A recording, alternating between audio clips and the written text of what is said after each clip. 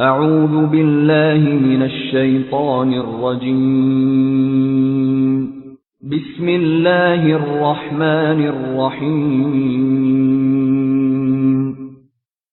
Surah 93 Dhuha, The Forenoon, Meccan period. Title: Dhuha, The Forenoon. The Surah's opening word provides its title. Period of revelation.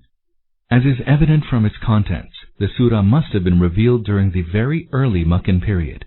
Hadith reports state that the phenomenon of divine revelation had remained suspended for some time, which greatly disturbed the Prophet, peace be upon him. He apprehended that some lapse on his part might have displeased his Lord, and that he may have abandoned him. In this surah, he is reassured and comforted that Allah is not displeased with him. Rather, the interlude was a natural process, like the night overtaking the day, so as to provide rest and tranquility to man.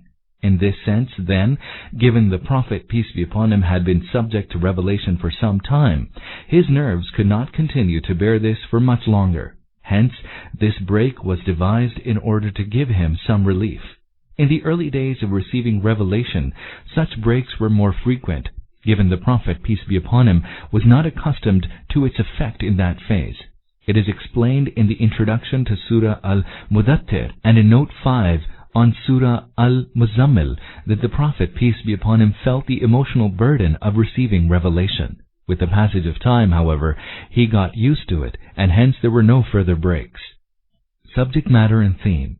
The objective of this surah is to comfort the Prophet, peace be upon him, and relieve him of anxiety, hence the breaks in revelation. While invoking the bright day and tranquil night, he is assured that his Lord has not forsaken him, nor is he displeased with him. This is followed by the glad tidings that the hardships in the early stage of his mission are a passing phase. What is to come will be better for him. Soon Allah will shower on him His bounties so amply that he will be well pleased. This is one of the clear predictions of the Quran which came true, though at that time there was no sign of its actualization, for the Prophet, peace be upon him, was then a lone person pitted against his entire community gripped by Jahiliyyah.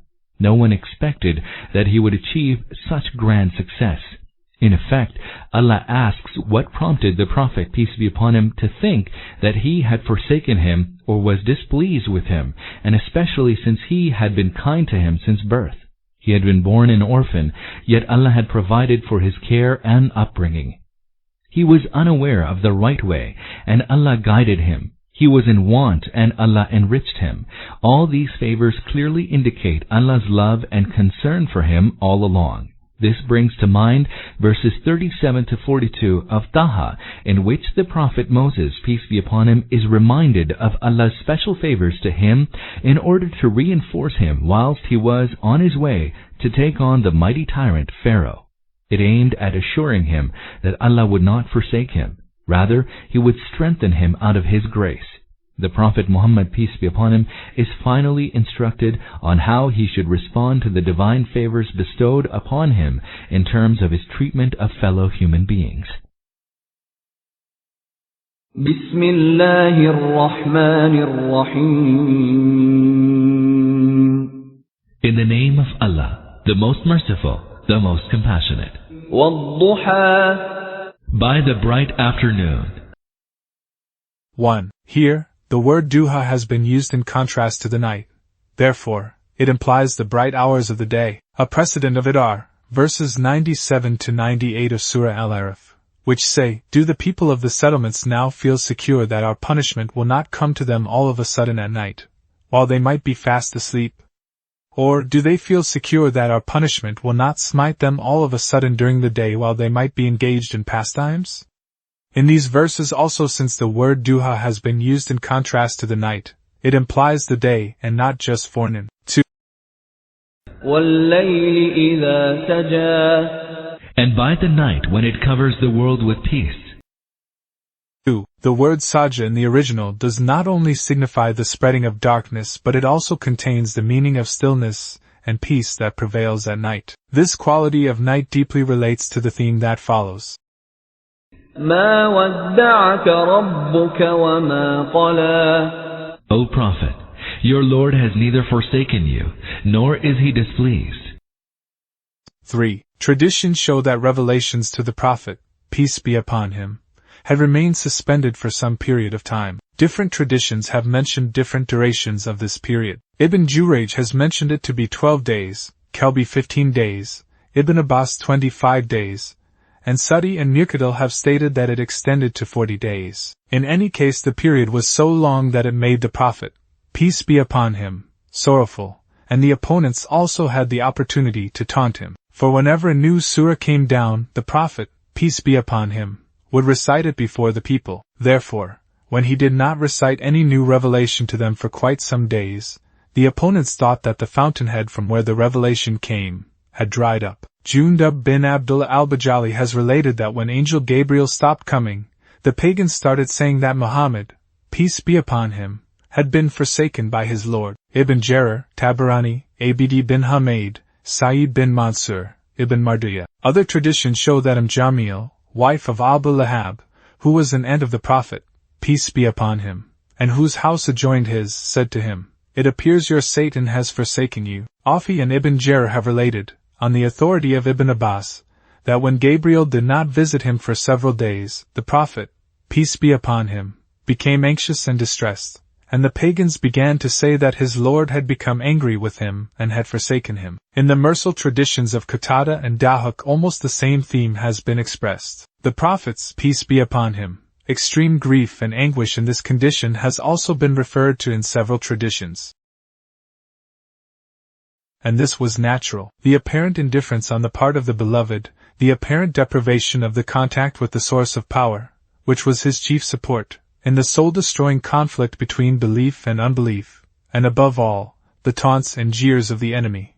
When all these things combined, they must have caused great anguish to the Prophet, peace be upon him, and he must be thinking that because of some error that he might have committed, his Lord had become displeased with him, and had forsaken and left him to fight the battle between truth and falsehood alone. This was the state when this surah was sent down to console the Prophet, peace be upon him. In it, swearing an oath by the light of the day and the peacefulness of the night, he has been told, your Lord has neither forsaken you, nor is he displeased with you. The relevance of the oath by these two things to the theme is, just as brightening up of the day and spreading of the night with darkness and stillness is not for the reason that Allah is pleased with the people during the day and displeased with them during the night, but both states are based on supreme wisdom and expedience, so sending down of revelation to you at one time and suspending it at another time is also based on wisdom and expedience.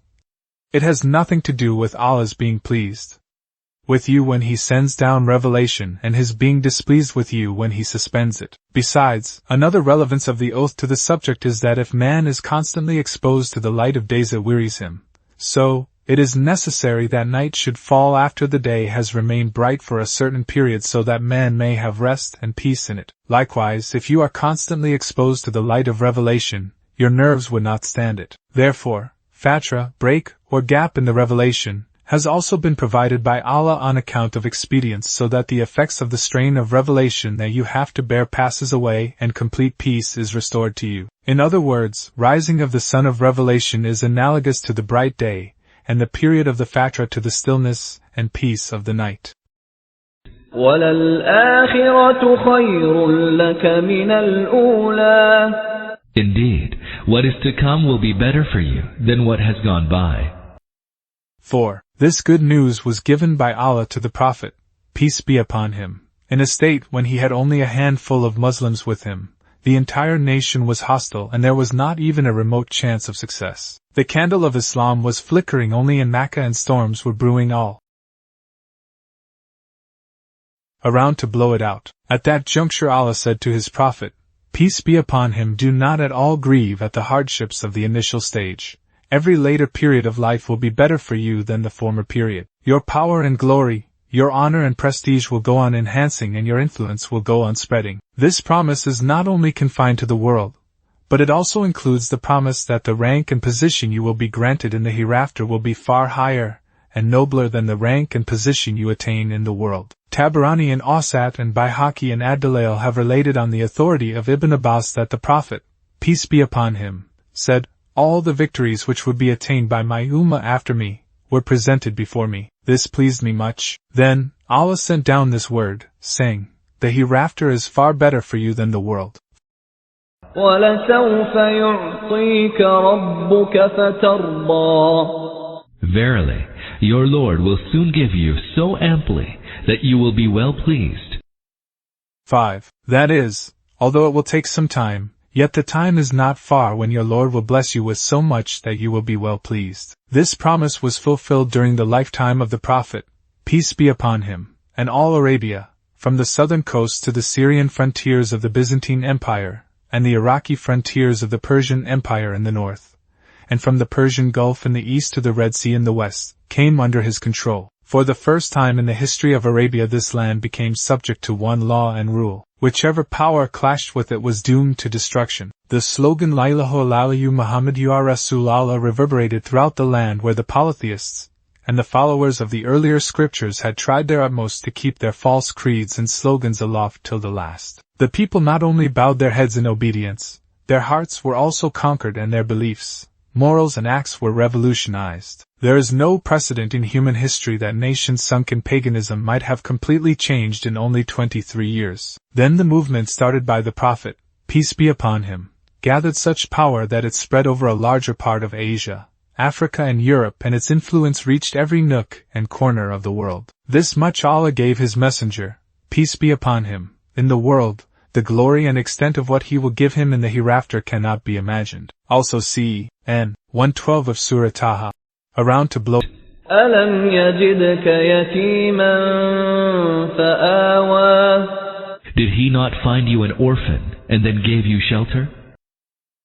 6. That is, there can be no question of forsaking you and being displeased with you. We have, in fact, been good to you ever since the time you were born as an orphan. The Prophet's, peace be upon him, father passed away 3 months before his birth.